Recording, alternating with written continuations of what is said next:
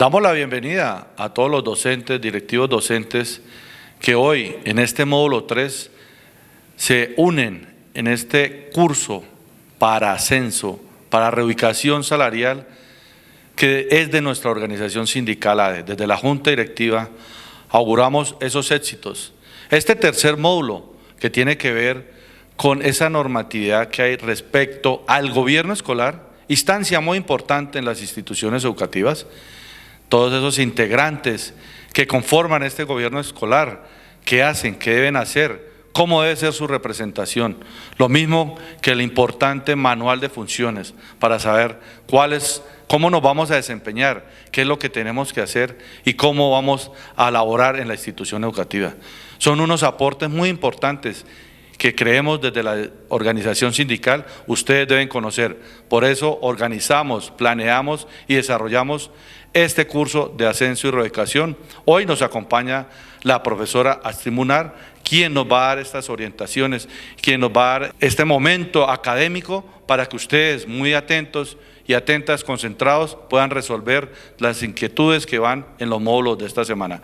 Bienvenidas, bienvenidos y muchos éxitos porque sabemos que van a lograr este grandioso momento de ascenso y reubicación. Buenos días, compañeros y compañeras, les habla Carlos Alberto Monévar, fiscal de la organización y miembro de la Junta Directiva de la ADE. El día de hoy tenemos una invitada muy especial en esta sesión. Se trata de la compañera Astrid Munar, una compañera formadora de formadores. Ella trabaja en la Normal María Montessori, tiene una amplia trayectoria en materia de investigación educativa y tiene un doctorado en educación de la Universidad de La Salle de Costa Rica. Ha sido docente titular de la Universidad de La Sabana, de la Universidad del Tolima, de la Universidad Pedagógica Nacional. Ella nos va a hablar sobre dos temas específicos, el tema del gobierno escolar y el tema de manual de funciones. Importante entender que este tema del gobierno escolar es fundamental dentro de la prueba del concurso de ascenso y reubicación, porque no es nada más ni nada menos que comprender cómo se plasma la democracia escolar en las instituciones educativas y en los procesos de representación que tenemos los maestros, los estudiantes, los padres de familia, en aras de formar ciudadanos que le aporten al país. Y obviamente cómo se conecta esto con el manual de funciones y toda esa serie de tareas que están reglamentadas y que nos posibilitan tener una claridad de cuál es el ejercicio de nuestro quehacer docente en las instituciones educativas. Los invito a que vean atentamente el video y desarrollen las actividades que se encuentran presentes en el módulo. Hola, ¿qué tal? Mi nombre es Astrid Munar y hoy los acompaño con la normatividad vigente.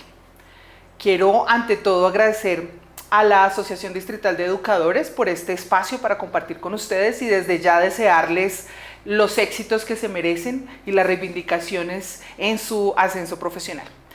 Para hoy vamos a abordar dos temáticas fundamentales, una que tiene que ver con el manual de funciones docente y otra que tiene que ver con la organización de la experiencia del maestro, que es el gobierno escolar.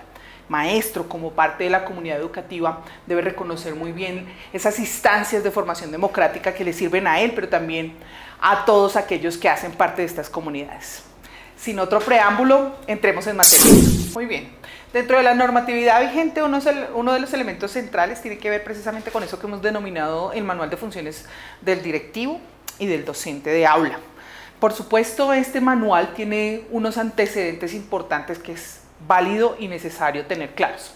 Uno tiene que ver con la Constitución Política de Colombia, en donde se marca que todo funcionario público, y en este caso lo somos, debe tener un manual o un documento que oriente cuáles son sus deberes, sus funciones y hasta dónde llegan. En este caso, en la Constitución Política tenemos 3 artículos, del 122, 123 y 124, que hacen parte de las consideraciones precisamente de cuáles son los lugares del funcionario público en la nación.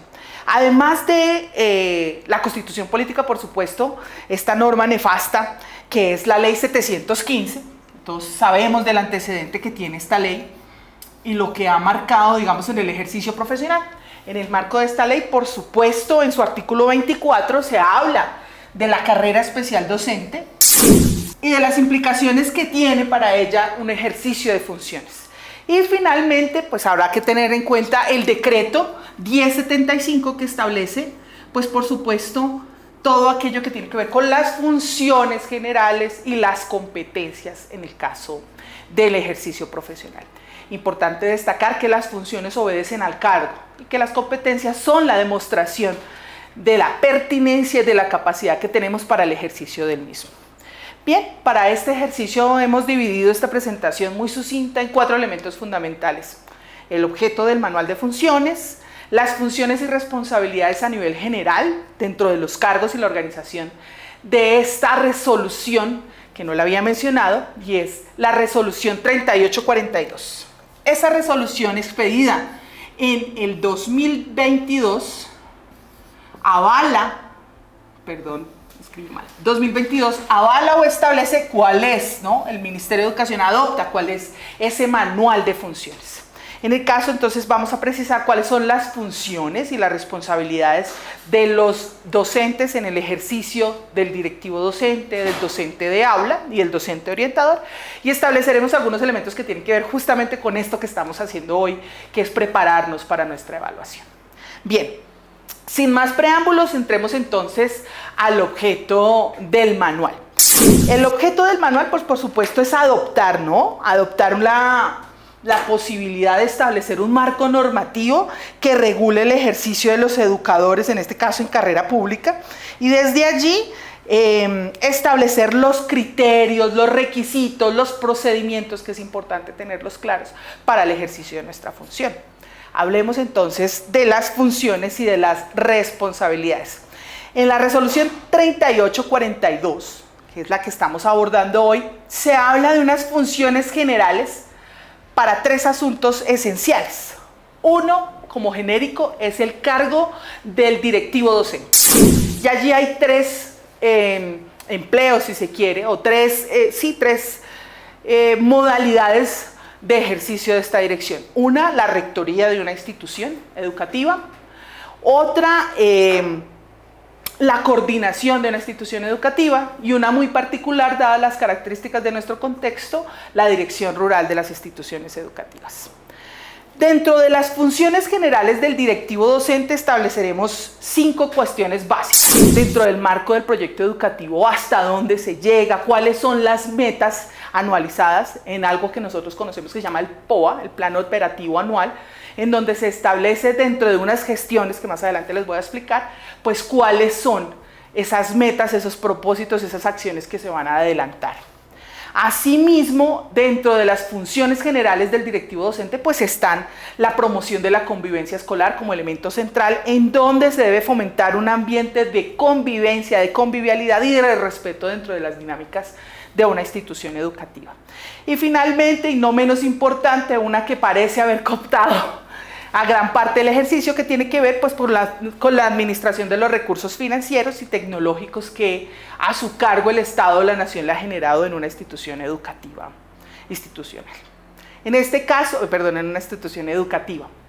En este caso, digamos, todas son genéricas independientemente del cargo, por eso se llaman funciones y requisitos propios de los directivos docentes, sin importar si es rector, si es coordinador o si es director rural. Pero luego vamos dentro del documento a unas funciones específicas.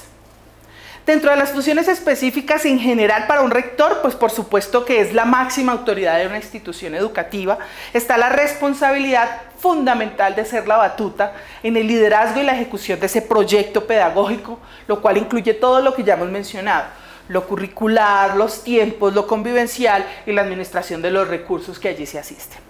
Dentro de las funciones específicas también están las de los coordinadores. En este caso, un coordinador es el asesor, es el apoyo de la función del rector y se encarga de coordinar las actividades académicas, ¿sí?, y de las actividades administrativas de la institución. Establecíamos entonces la importancia del coordinador como una figura central dentro de los cargos de directivo docente.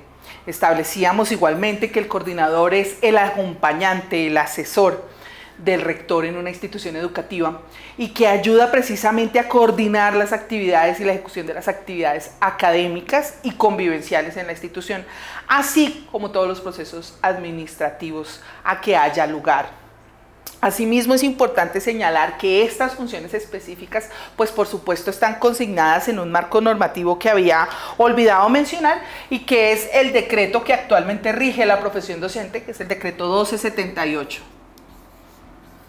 Y allí establecen, pues efectivamente, los marcos normativos desde los cuales los funcionarios públicos en carrera docente ejercemos. Bien, para retomar otro de los elementos o de los cargos dentro de la dirección docente, aparece, de acuerdo a las dinámicas que les había mencionado, el director rural. Esta figura se da generalmente en las instituciones educativas rurales pequeñas, aisladas o que requieren cierto comportamiento especial por la población a la que asisten. Un director rural lidera un proceso educativo en unas zonas rurales dispersas o aisladas de los territorios urbanos y se encarga de la gestión y la atención educativa a esta población rural dispersa. Esta figura especial permite que, aunque no haya una figura general de rector, haya la gestión y el liderazgo del proyecto pedagógico de una institución educativa rural y la necesidad de atender el derecho a la educación de las poblaciones rurales dispersas en el país. Bien, hablemos ahora de la otra figura o del otro encargo. El manual nos traía primero quiénes son los directivos docentes. Una, los docentes de aula. Y allí hay unas subdivisiones que anunciar. Y la otra, los docentes orientadores. Es decir, el orientador hace parte de lo que en el manual y en el estatuto se considera el ejercicio de la docencia.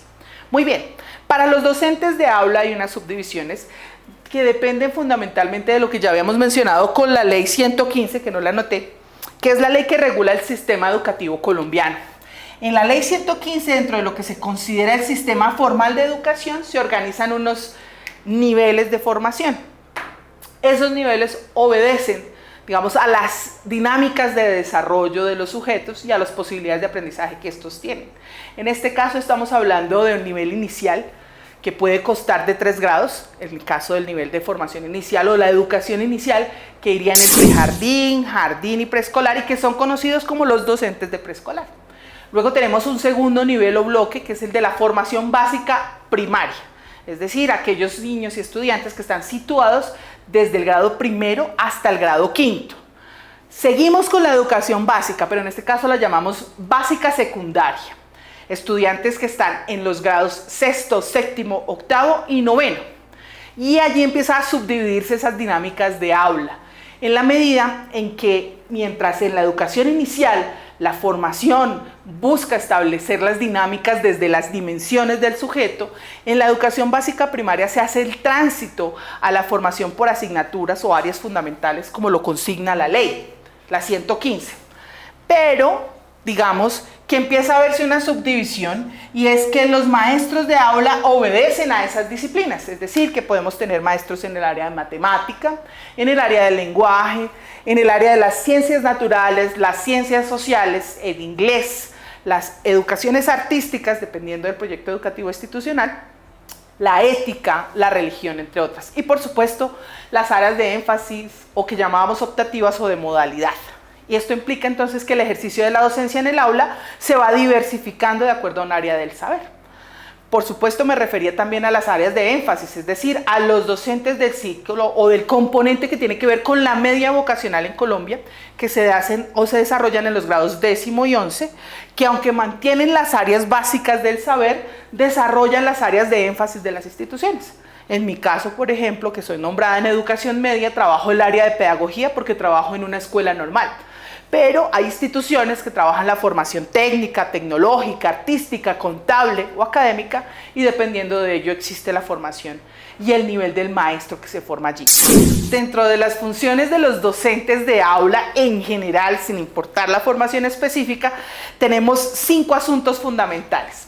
Uno tiene que ver con planear y desarrollar el currículo. Si bien decíamos que los directores educativos o el directivo docente tenía que liderar, es el maestro con su saber, con ese saber pedagógico y disciplinar, quien diseña, implementa y evalúa un plan académico de acuerdo con su área de formación o con el ejercicio profesional que establece. Allí hay 2 criterios fundamentales que debemos conocer todos. Por norma, los estándares básicos de competencias que están situados en las 4 áreas como plus o básicas de la formación, pero también los lineamientos curriculares que están en esas áreas y en otras áreas obligatorias.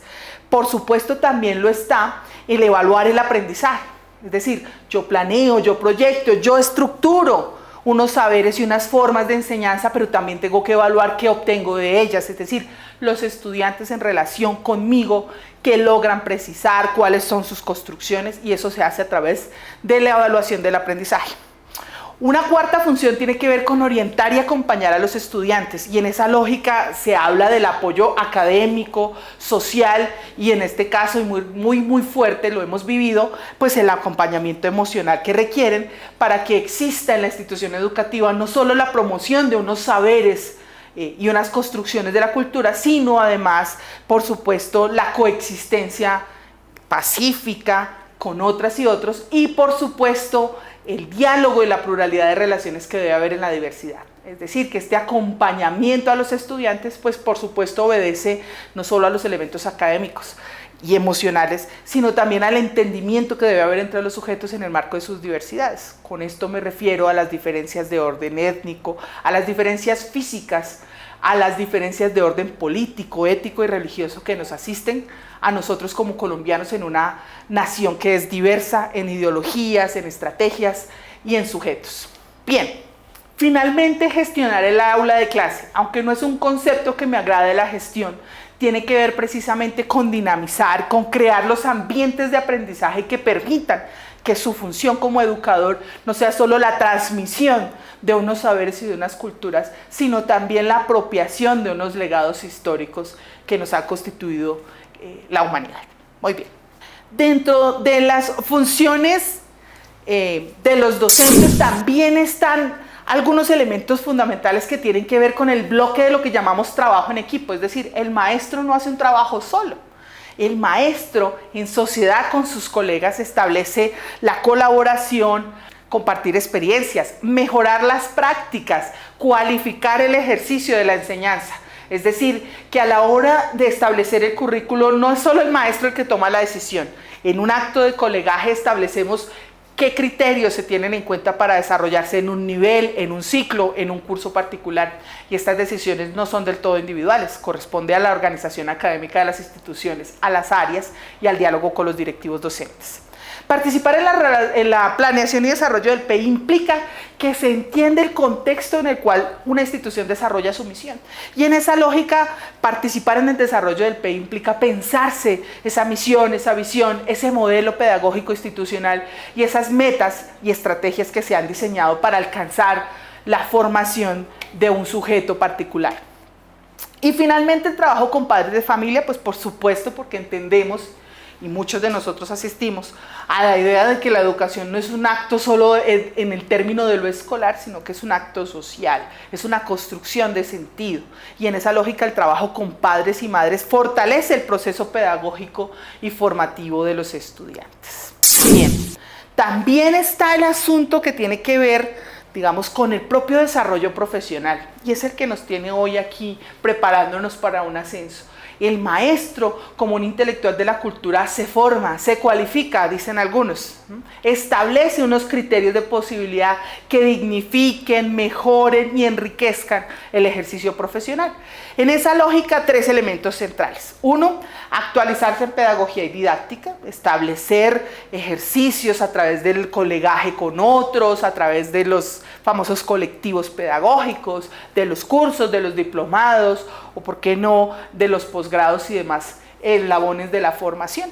Participar en procesos de formación continua, ¿no? Pues nosotros hemos visto cómo a lo largo del tiempo las secretarías de educación, los colectivos pedagógicos, incluso las agremiaciones sindicales ofrecen cursos que permiten cualificar al maestro frente a los retos a los que se enfrenta diariamente. También tenemos entonces el reflexionar sobre su práctica docente. Cuando me refería al maestro como un intelectual de la cultura, está el asunto de que nosotros no somos operadores didácticos que simplemente desarrollamos actividades, sino que además somos sujetos, sino que por el contrario, somos sujetos de saber. Y eso implica que pensamos muy bien lo que hacemos, lo analizamos y lo volvemos a redimensionar. Pensar y cualificar la práctica docente implica recoger nuestras experiencias y que sea esta la oportunidad para animarnos a la escritura, a la reflexión y a la divulgación de los saberes fruto de los años acumulados. Precisar dentro de lo que ya hemos ubicado que existen unas funciones específicas en este 3842 por nivel educativo para el docente de aula. En este caso, esas funciones específicas tienen que ver con qué es lo que se espera del maestro de preescolar, un docente de preescolar que debe favorecer el desarrollo integral del niño a través del juego y en las estrategias lúdicas que le permitan estimular la curiosidad y brindar experiencias de aprendizaje significativo. Hoy por hoy, Colombia ha venido avanzando fuertemente en sus políticas y propuestas curriculares para la educación en la primera infancia. No olvidemos entonces esos 4 pilares fundamentales que tienen que ver con el juego, la exploración del medio, la literatura y la educación artística o el arte como uno de los lenguajes posibilitadores del desarrollo creativo en la infancia. Dentro de las funciones específicas por nivel educativo para primaria nos encontramos con que el maestro en educación básica primaria debe fortalecer las habilidades básicas y promover el desarrollo de competencias en el orden de lo comunicativo, lo científico, lo ciudadano, para perfilar, para sentar las bases, como bien lo hemos dicho muchas veces, de lo que va a ser la formación posterior. Es aquí donde esos pilares cobran mayor fuerza y cobran sentido en el ejercicio de los elementos básicos que permitan a este estudiante obtener las herramientas para tener éxito en su proceso pedagógico y formativo más adelante. Y finalmente, las funciones específicas por nivel educativo para básica, secundaria y media, que tienen que ver con profundizar. Si una nos daba los elementos básicos, la otra nos permite adentrarnos mucho más en el conocimiento de las áreas disciplinares orientadas en el término de que los estudiantes puedan construir un proyecto de vida y prepararse para la educación superior. No podemos olvidar que en muchas de nuestras instituciones la formación está muy anclada al mundo de lo laboral. En la medida en que nuestros estudiantes se cuestionan constantemente la validez de los saberes que están en discusión en el aula y la pertinencia de los mismos para el desarrollo profesional. Sin embargo, hay que insistir que esa profundización y cualificación de su proyecto de vida pues tiene que ver también con su crecimiento como sujetos. Bien, ahora sí, retomemos cuáles serían las funciones de ese otro docente que es el orientador. En el caso del orientador, pues por supuesto también como en el directivo docente y el docente hay unos requisitos, se avalan algunas licenciaturas y unos títulos profesionales pues que le permiten el desarrollo de funciones tan pertinentes como la asesoría y el acompañamiento individual y grupal de estudiantes, en donde lo que se busca es fortalecer aspectos en el desarrollo personal, académico, vocacional y social en las aulas. Asimismo, la promoción del bienestar integral de los estudiantes. En esa lógica, lo que hacen los orientadores es un trabajo en pro de un ambiente positivo y seguro que favorezca la estabilidad emocional y el bienestar de los chicos que asisten a nuestras aulas. La prevención de dificultades al implementar estrategias para prevenir las dificultades de aprendizaje, las situaciones en la convivencia escolar y el desarrollo personal de los estudiantes. La atención a situaciones de riesgo. Si bien es cierto, se establecen unos mecanismos de prevención y promoción en hábitos de estudio, en reglas de interactuación en la institución, en normas de convivencia, también lo es que ya hay situaciones potenciales que nosotros vivimos día a día. Y en esas atenciones de riesgo, pues el orientador, brinda una atención oportuna a los estudiantes en situaciones de riesgo, les brinda cierta información, ayuda al establecimiento de canales y redes de apoyo que permitan que el estudiante pueda superar positivamente situaciones de maltrato, situaciones de consumo de sustancias psicoactivas, situaciones de confrontación, de abandono y todas aquellas dinámicas que asisten hoy por hoy a nuestras aulas y que han permeado mucho la realidad escolar. Finalmente, la articulación con la comunidad educativa. El orientador, como un docente comprometido con este trabajo, hace de la colaboración una de sus funciones fundamentales para trabajar en armonía con padres de familia y miembros de la comunidad educativa en la promoción del bienestar. Todo lo que hemos hablado tiene que ver con las funciones esperadas que se encuentran en este 3042, que es nuestro manual de funciones docentes. Pero también debemos hablar de las competencias. Justamente estamos presentando una prueba que seguramente se inclinará por el desarrollo de estas. Entendamos entonces que las competencias son casi que la demostración del ejercicio de estas funciones que permiten al Estado o a los entes que hacen el seguimiento garantizar que se desarrollan de manera pertinente, profesional y eficaz el desarrollo de esas funciones. Estamos hablando de dos modalidades en este caso. Unas que llamamos las competencias funcionales, que funcionan tanto para docentes como para directivos docentes con algunas particularidades, y otras que llamamos las competencias comportamentales. En cuanto a las competencias funcionales, lo que tenemos es la organización de estas acciones en el campo de 3 gestiones fundamentales, bueno, de 4, incluyendo a los directivos docentes. Una función que llamamos directiva y que tiene que ver con la planeación, organización y dirección de las instituciones escolares, del proyecto educativo institucional y la ejecución de esa planeación y de esa organización. Y otras 3 que compartimos ya con los educadores que tiene que ver con la gestión académica, la gestión administrativa y la gestión comunitaria. Dentro de la gestión académica para los directivos docentes, pues se habla propiamente de las competencias pedagógicas y didácticas y fundamentalmente de la innovación y el direccionamiento estratégico del proyecto educativo institucional y por supuesto de su institución. Pero en el caso de los maestros, pues se diversifica mucho más.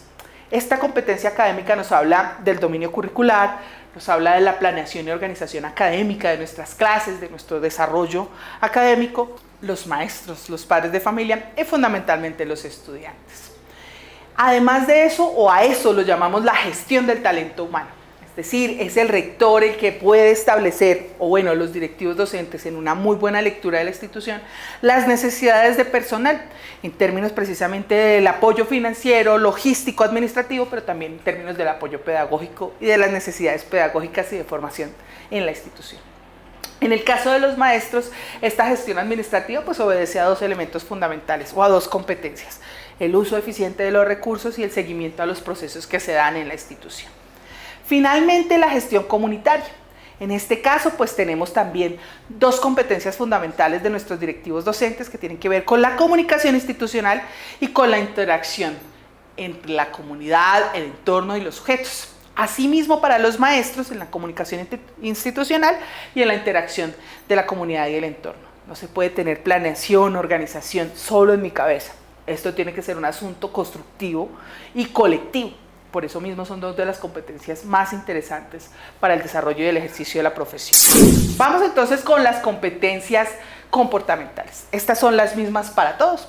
Tiene que ver con la capacidad de liderazgo, tanto de docentes como de directivos, con las relaciones interpersonales en el marco del respeto, la ubicación de las diferencias, la comunicación, el trabajo en equipo. Entendamos entonces que nuestras actuaciones en la escuela y en el sistema de lo escolar, aunque muchas veces implican en nuestro plano individual la relación con los estudiantes, también implican la construcción de un proyecto colectivo. La negociación y mediación en el marco de ese trabajo en equipo, el compromiso social institucional, la iniciativa y la orientación al logro en el marco del establecimiento de metas que se creen en nuestra institución. Bueno, eso es como a grandes modos el gran grueso de este 3842. Sin embargo, es importante y quiero darles este plus que tiene que ver con los protocolos que están allí dispuestos en este manual de funciones. Tenemos 3 tipos de protocolos. El establecimiento de unos criterios para que haya asignación académica, para que haya experiencia y formación docente, para que la institución decida cuáles son sus áreas de especialidad y establecer una formación particular, y por supuesto para establecer cuál es la disponibilidad de maestros que se tienen. Asimismo, hay unos mecanismos de asignaciones, otro de los protocolos. En esa lógica hay que analizar los perfiles de los maestros, la transparencia y equidad en la ejecución de los recursos. Finalmente, tenemos dentro de los protocolos las directrices. Considerar la capacidad y experiencia de los maestros, promover la equidad en la distribución de las asignaciones académicas, garantizar la calidad en todas las asignaciones, el atender las necesidades de las poblaciones en términos de lo curricular o en términos de la atención y acompañamiento a los estudiantes, y finalmente facilitar la comunicación y colaboración.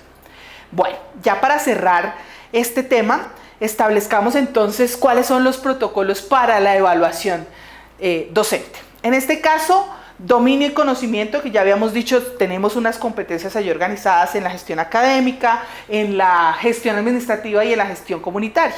Asimismo, entonces, en el dominio y conocimiento disciplinar, establecer cómo se desarrollan las prácticas. Este es un asunto fundamental. Y eso obedece a que nosotros, parte de nuestras funciones, pues es precisamente la organización y planeación del currículo, y allí establecemos unos criterios, unos lugares desde donde comprendemos el saber y unas formas de acción.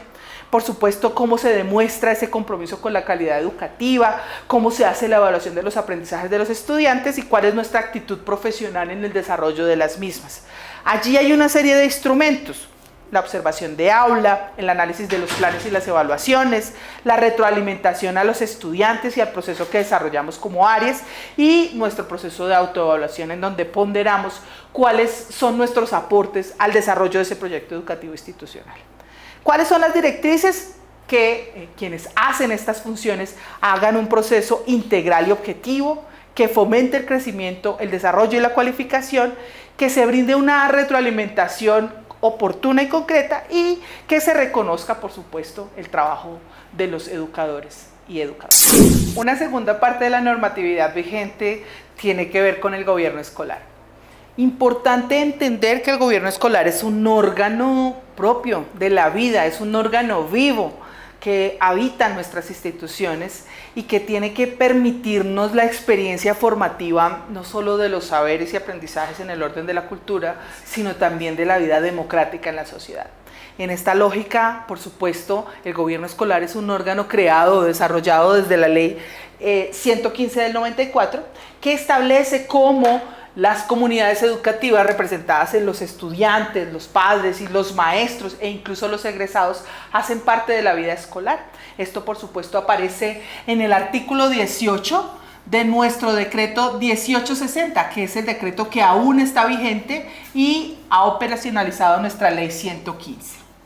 En este decreto 1860 pues se establecen tres actores fundamentales del gobierno escolar. Sin embargo, en esta presentación voy a compartir algunas situaciones que hoy por hoy vienen gestándose en nuestras instituciones educativas y que tienen que ver con otros órganos que han entrado a complementar el desarrollo de la armonía escolar y de la convivencia en las escuelas. En el artículo 142 de nuestra ley 115 se dice que el órgano del gobierno escolar es considerado como el elemento resultante de las iniciativas tanto de los educadores como de los estudiantes, de los administradores, de los padres de familia, en los aspectos como la adopción y verificación del reglamento escolar, aunque no es un término que nos guste emplear, ¿no? Los llamamos manuales de convivencia, algunos pactos por la convivencia o acuerdos para coexistir. La organización de las actividades escolares, deportivas, académicas, científicas, culturales y por supuesto las comunitarias. Así también la conformación de organizaciones juveniles y demás acciones que redunden en la práctica de una participación democrática en la vida escolar, que es hoy por hoy la vida que más habitamos en nuestro proceso de formación. ¿Qué tenemos que ver dentro de esta propuesta de gobierno escolar? Pues por supuesto que la norma establece a los consejos directivos, los consejos académicos y al rector como los elementos centrales dentro de la normativa de gobierno escolar. Sin embargo, también tenemos que establecer cuál es el papel de los estamentos, y en este caso me voy a referir a los padres de familia, a los estudiantes y a las figuras de representación que tienen estos dentro del gobierno escolar. Y finalmente voy a retomar las áreas de la gestión educativa. En el caso del consejo académico, la estrategia es que este sea la instancia superior para la orientación pedagógica de la institución educativa. Y finalmente, en el caso del rector, pues es el representante legal del establecimiento educativo y es el que organiza y dinamiza, acompaña las decisiones del gobierno escolar. Bien, consejo directivo. ¿Cómo se conforma el consejo directivo? Como esa instancia directiva de participación y orientación académica y administrativa, pues por supuesto allí todos los sujetos que habitamos la escuela tenemos representación y participación. La conforman fundamentalmente el rector, quien preside el consejo, dos docentes elegidos a través de la asamblea docente, que en el caso de Bogotá tiene que ser elegida antes de febrero del año en vigencia. Me imagino que en el resto del país así debe ser, precisamente para conformar antes de marzo todos los gobiernos escolares en las instituciones educativas. Asimismo, un exalumno de la institución, 2 representantes de los padres de familia que son elegidos a través de la asociación de padres o elegidos a través de la asamblea de padres que conformará un consejo de padres en las instituciones. Un estudiante del último grado académico que ofrece la institución educativa y por supuesto un representante del sector productivo en el contexto en donde la institución está ubicada. La conformación de este consejo directivo está consagrada en el artículo 143 de nuestra Ley General de Educación, Ley 115. ¿Cuáles son las funciones fundamentales de un consejo directivo? Bueno, son muchísimas, pero fundamentalmente está la toma de decisiones para que efectivamente la institución funcione. Y estas decisiones pues son académicas, administrativas y convivenciales. También está que el consejo es la instancia fundamental para resolver los conflictos que se presenten entre los sujetos que asisten a la institución educativa. Está también la adopción, es decir, de orden legal del manual de convivencia y los criterios para la asignación de cupos escolares en esa institución. Está el asumir la defensa y garantía de los derechos de todos los miembros de la comunidad educativa. Está aprobar ese plan anual de actualización académica y docente, que lo presenta el rector. La participación en la planeación y evaluación de nuestros proyectos educativos institucionales, la articulación del currículo, el plan de estudios y por supuesto al establecer esto, el someterlo a las instancias pertinentes, en este caso las entidades territoriales certificadas a través de sus secretarías de educación. El estimular el control y el buen funcionamiento de la institución educativa en las gestiones administrativas, comunitarias, académicas y directivas, el establecer los estímulos y sanciones por el buen desempeño académico y social de los estudiantes y además de eso de participar en la evaluación de los docentes, directivos docentes y personal administrativo de la institución cuando así se requiera. Dentro de otras de las funciones de ese gobierno escolar también se destacan, de ese consejo directivo también se destacan el recomendar criterios para la participación de la institución en actividades representativas, es decir, el que nuestras instituciones, nuestros estudiantes y maestros puedan participar en eventos científicos, académicos y culturales, el establecer procedimientos para el uso de las instalaciones en actividades educativas, culturales o recreativas, el adoptar un manual, como ya lo habíamos dicho, reglamento para la coexistencia, el promover relaciones de tipo académico, científico y deportivo entre los miembros de la comunidad, incluso el fomentar el desarrollo de colectivos pedagógicos, artísticos, estéticos, que hagan de la vivencia escolar algo significativo para nuestros estudiantes.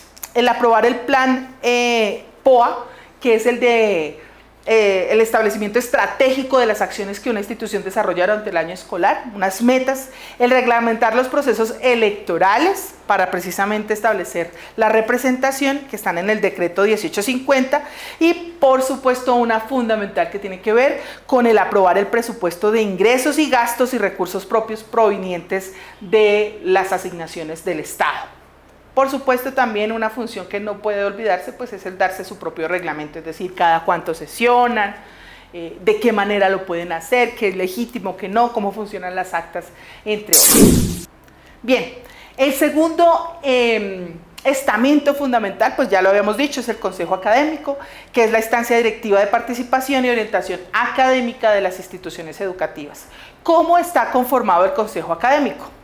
Está conformado por el rector, quien lo preside, por directivos docentes, en este caso los coordinadores, y por un docente por área y o grado según la organización que se establezca en la institución educativa. Una política fuerte que tiene que ver con el establecimiento de jornadas únicas en las instituciones educativas.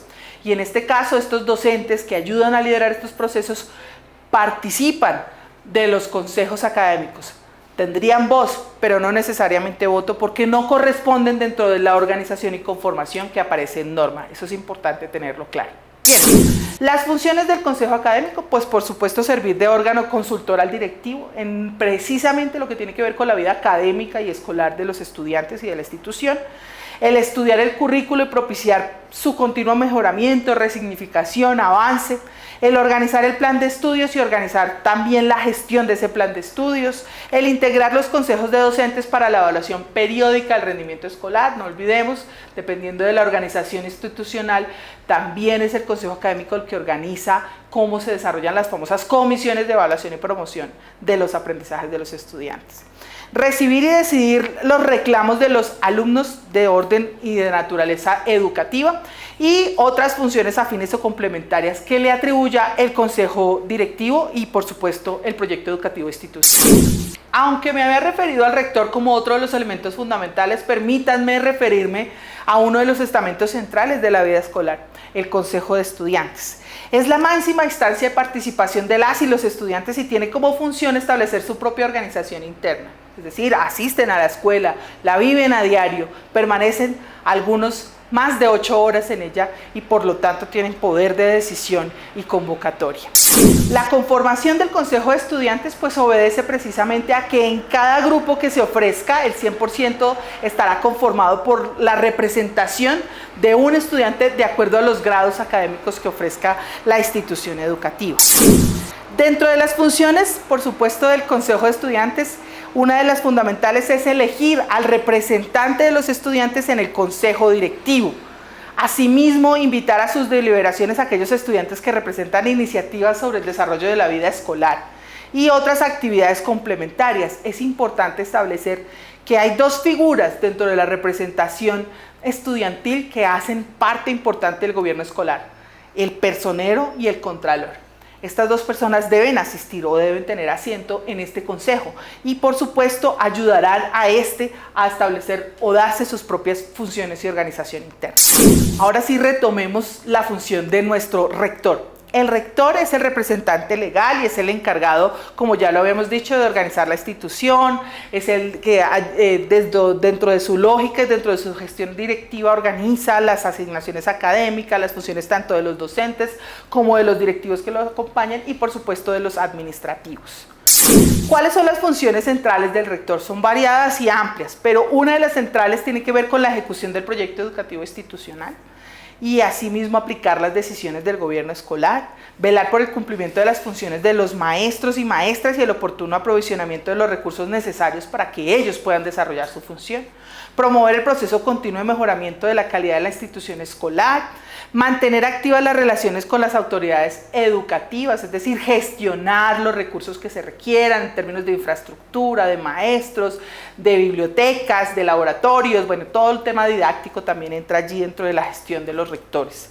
Establecer canales de comunicación entre los diferentes estamentos de las comunidades educativas, precisamente para que haya ese equilibrio y ese balance en la vida escolar. El orientar el proceso educativo con la asistencia al consejo académico, el ejercer funciones disciplinarias que le atribuya la ley en los reglamentos y el manual de convivencia para la toma de decisiones, el identificar las tendencias y aspiraciones para canalizar de la mejor manera el proyecto educativo institucional, es decir, por gestión de los rectores también se dan las transformaciones en nuestras instituciones educativas y el promover actividades en beneficio social que vinculen a la comunidad educativa. Otro de los elementos fundamentales en nuestro ejercicio del gobierno escolar pues es el estamento de los padres de familia. Ellos participan en el gobierno escolar a través del establecimiento de una asamblea. Ese establecimiento se da cuando en las primeras reuniones con padres de familia les pedimos a los padres que representen al grado escolar en esa asamblea. Y allí la idea es elegir un consejo como medio para asegurar la participación y dentro del consejo pues la representación de los padres de familia en el consejo directivo. El consejo de padres ayuda al rector en el análisis y difusión de resultados de los procesos evaluativos de los estudiantes, es apoyo en las consultas y diferentes actividades promovidas por la institución del orden cultural, académico, científico y deportivo. Además de ello, aportan en los planes de mejoramiento y alcance de los objetivos de la institución y asimismo dinamizan actividades que permitan fortalecer tanto el manual de convivencia y sus modificaciones o resignificaciones como el proyecto educativo institucional.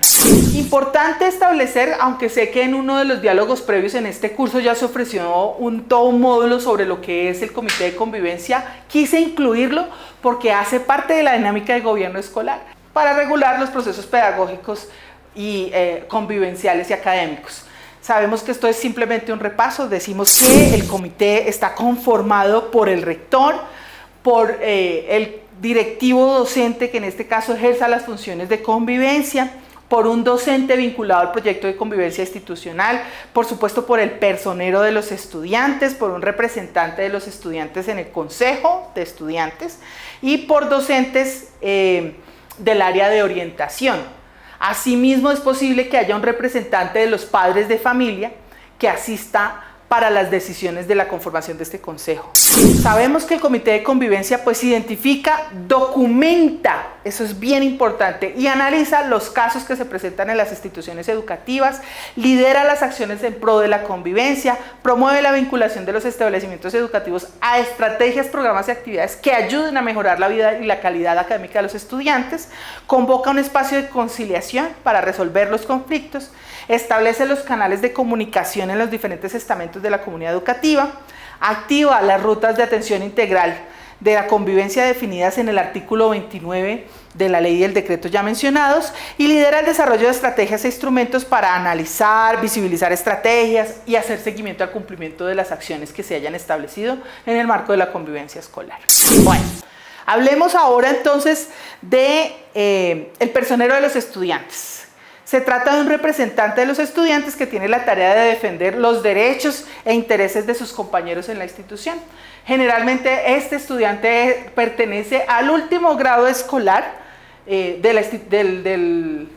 al último grado escolar que ofrece la institución educativa. Algunos de nosotros, por ejemplo, que tenemos dinámicas en sedes separadas, vivimos esto del personerito estudiantil como una forma de ir acercando a los más pequeños a esta formación.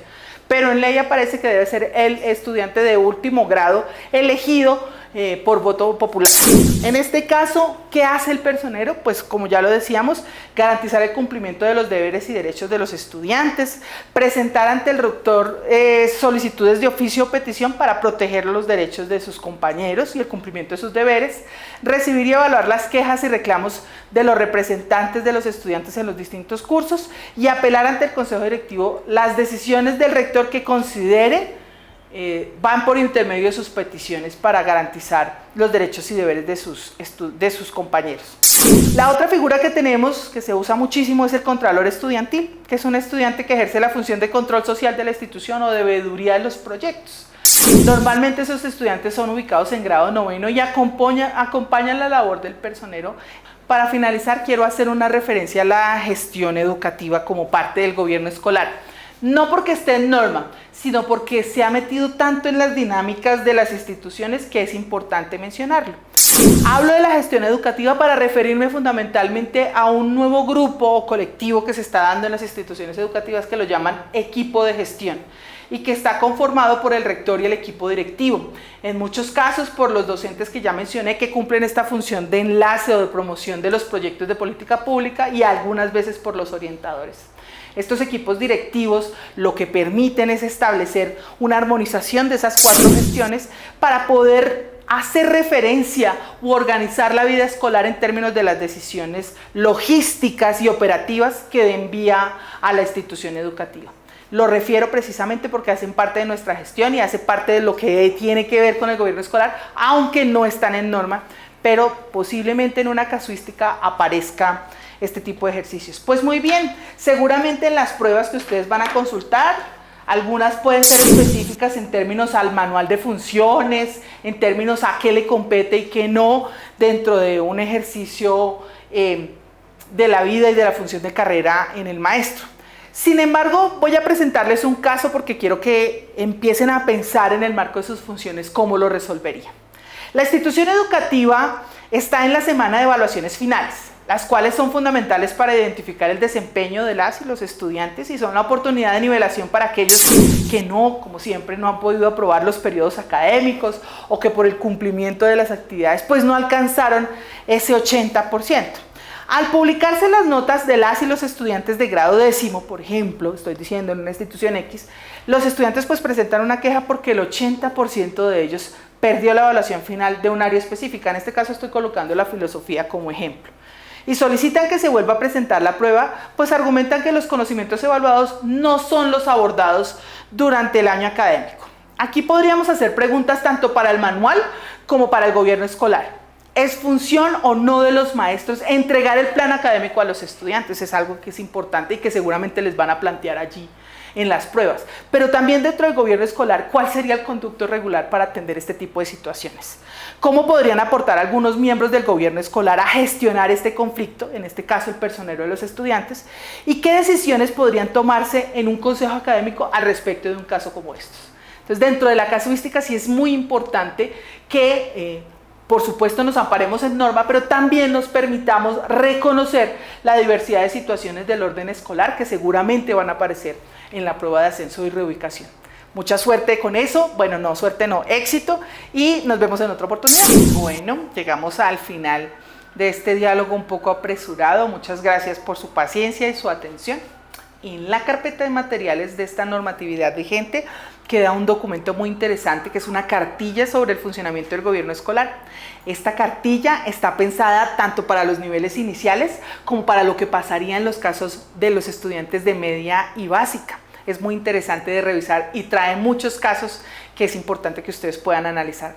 Asimismo, pues aparece ya la referencia directa al manual de funciones, ¿cierto? Y toda la estructura temática que trae, es un documento de 35 páginas, importante para revisar, y una unidad sobre cómo funcionan los estamentos del gobierno escolar. Asimismo van a encontrar las pruebas, digamos el simulacro de pruebas, en donde hay algunas preguntas más del orden genérico, de tener claridad cuál es el estamento o el órgano que funciona en determinado caso, y algunas de casuística, así como lo presenté, sobre situaciones del orden escolar que seguramente van a aparecer en sus pruebas.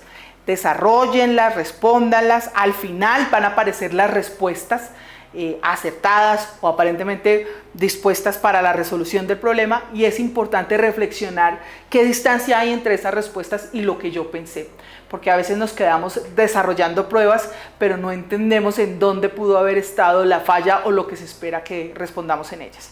Pues nada, muchos éxitos en su prueba de ascenso y nos vemos en otra oportunidad.